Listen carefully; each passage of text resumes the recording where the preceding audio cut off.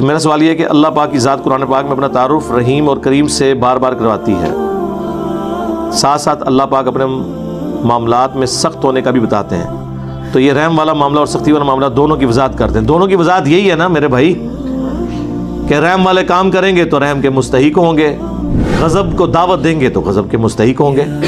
ظاہر ہے انبیاء نے جو یہ غضب کی دعوت قرآن کے ذریعے باقی کتابوں کے ذریعے آئی، اسی لیے نا کہ اپنا قبلہ درست کرو۔ اگر صرف رحم ہی رحم ہوتا، آج آپ ذرا اناؤنسمنٹ کر دیں کہ اللہ کی شریعت کی بے شک دھجیاں بکھیر لے کوئی، دوزخ میں نہیں جائے گا، ہاں تمہیں جنت نہیں ملے گی، سارے لوگ الٹے کام شروع کر دیں گے۔ وہ کہیں گے ٹھیک ہے، جس طرح وہ قرآن پاک میں کافروں کے بارے میں کئی جگہ ہے، سورۃ الکہف میں تو آیا نا کہ میرے رب نے مجھے یہاں بھی دولت دیا، آگے بھی انشاءاللہ مجھے کوئی دیکھا دیتے تھے دیتی سے آگے بھی منو ہی دے گا۔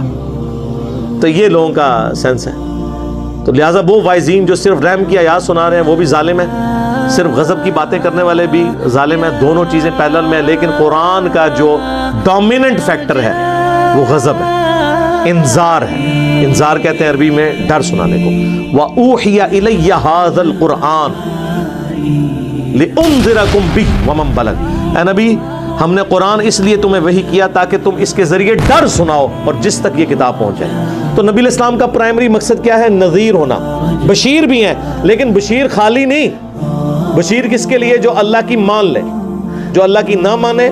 خالی اللہ کو ماننا ضروری نہیں، اللہ رسول کی بھی ماننی ہے عز و جل صلی اللہ علیہ وآلہ وسلم۔ تو نذیر،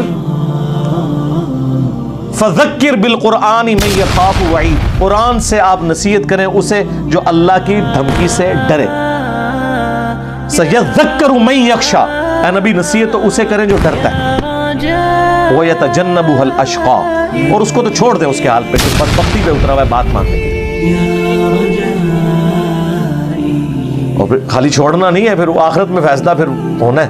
وَيَتَجَنَّبُهَا الْأَشْقَى الَّذِي يَصْلَى النَّارَ الْكُبْرَى ثُمَّ لَا يَمُوتُ فِيهَا وَلَا يَحْيَا، اسے تو ہم بڑی آگ پہ پیش کریں گے قیامت کے دن، نہ وہ زندوں میں ہوگا نہ مردوں میں۔ اللہم اجرنا من النار، آمین۔